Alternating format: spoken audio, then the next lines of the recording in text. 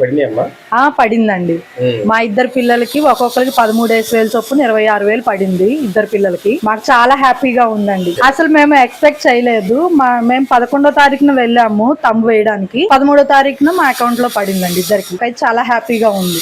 గతంలో ఒక్కరికే వచ్చింది, అది కూడా 2 సార్లే వచ్చిందండి. గత 5 ఏళ్లుగా మాకు 2 సంవత్సరాలు మాత్రమే పడింది. అప్పుడు ఒక్కరికే పడింది. కాకపోతే మేము అనుకుంటాం కదా, ఇద్దరు పిల్లలు ఉన్నారు, ఇద్దరిని చదివించాలి అని. కానీ ఈ ప్రభుత్వంలో మాత్రం ఎంత మంది పిల్లలు ఉన్నా చదువుకోవడానికి మాకు అవకాశం ఇచ్చినందుకు చాలా హ్యాపీగా ఉంది. ఇప్పుడు ఇద్దరు పిల్లలకి పడితే ఇంకా చదువుల గురించి అంత మేము భయపడే పనే ఉండదు కదా ఇంకా అన్న హ్యాపీనెస్ మాకు చాలా హ్యాపీగా ఉంది. చాలా ముందుగా లోకేష్ గారికి చాలా థ్యాంక్స్ చెప్పుకుంటున్నాం. మేము అన్న ప్రతి ఒక్కటి కూడా ఇలాగే ఒక్కొక్కటి మేము అనుకున్నవన్నీ కూడా నెరవేరుస్తారు అని కోరుకుంటున్నామండి. పిల్లల చదువు విషయంలో మెయిన్ ప్రతి ఒక్క మధ్య తరగతి కుటుంబం, ప్రతి ఒక్క పేరెంట్ కి మేము ఎలాగో ఉన్న స్థితికి వెళ్ళలేకపోయాం. మా పిల్లలైనా మంచి పొజిషన్ లో ఉండాలి. అది దేని వల్ల కుదురుతుందండి?